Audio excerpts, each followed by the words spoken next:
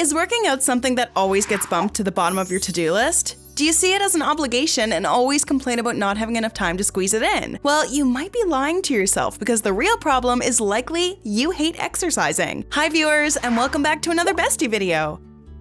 One of the most important things you can do to instill a love of exercising is to establish a new relationship with it. Exercise should become part of your life, not dominate it. And in today's video, we'll tell you the ways to fall in love with working out. From strengthening your willpower, finding a workout buddy, adjusting your focus, bringing your workout clothes with you, and so much more. So watch till the end to learn about all of them. Number 1. Make exercising a priority. The problem is that the gym is not usually a top priority. This is one of the first things you have to change if you want exercising to become a habit. Don't make any plans during your gym hour and try to go to the gym around the same time every day. Make sure to stick to your gym time and the rest can wait. Look at it as your second job. You don't miss going to work one day, so you don't miss working out either. If you're a morning person, try working out before work and then you'll have all afternoon free. If you're not a morning person, then schedule your gym time for evenings. No matter what time you schedule, be sure to go regularly. Is exercise ever part of your priority list? We would love to know in the comment section below. Number 2. Build your willpower. Willpower is for those moments where you must power through to do what must be done. But willpower is finite and once exhausted, needs to rest, just like any other muscle in your body. For many of you, your entire day is one long willpower endurance event. Here's the good news. You can build your willpower muscle with small, simple steps that have nothing to do with exercise. Brush your teeth, open doors, or carry bags with your non-dominant hand and put your pants on the other foot first. Small shifts in the way you do simple activities gives the self-control parts of your brain a little juice without exhausting them. Number 3. Find meaning. One of the most important steps in revolutionizing your exercise routine is to determine what working out actually means to you. You assign meaning to things based on your beliefs and past experiences, so there's a wealth of reasons why you may harbor negative feelings toward exercise. Even just thinking of a workout as one more thing to cross off a crazy long to-do list can fill you with a sense of dread. Instead, look for positive motivation, like how awesome exercising makes you feel in the short term, to create an insatiable workout craving. To pinpoint your purpose, start by asking yourself whether you see exercise as a chore or a gift. If you see it as a chore, motivation is likely your issue. If you think of it as a gift but still can't make the habit stick, chances are you don't feel comfortable prioritizing it in your day. Number 4. Find a workout buddy. Working out with a partner, especially one who is at a higher fitness level than you are, is a great way to push yourself each session and stay accountable for your goals. Make exercise more fun. Try working out with a group or partner, as it will help you pass the time easily when it's a more social commitment. It also helps to give yourself a goal. You'll stay motivated and feel accomplished as you get closer to reaching it. Number 5. Adjust your focus.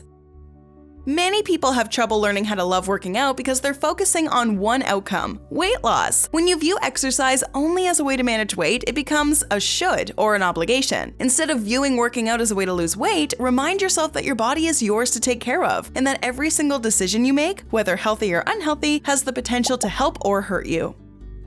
When you start focusing on energizing your body and enhancing your life, you can view exercise as a healthy decision instead of an obligation. From here, learning how to enjoy working out becomes a natural extension of valuing your overall well-being.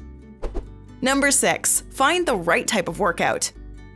How to enjoy exercise is all about finding the right type of workout. Take some time and think back to when you enjoyed physical activity. Were you with friends, on a team, or going solo? In a beautiful outdoor environment? Participating in a sport? Working out does not have to mean going to a gym and running on a treadmill for half an hour. You can learn how to love it just by taking part in activities you like.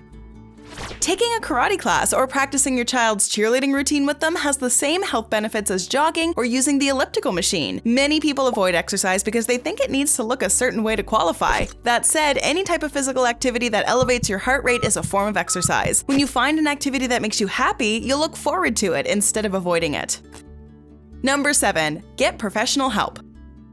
One of the many problems with Get Fit Quick schemes is they ignore the fact that, regardless of the activity, exercise is a set of skills that requires time, effort, and education to learn. If you've never lifted weights and walk into a gym totally clueless, then you'll at best hate it, and at worst, injure yourself.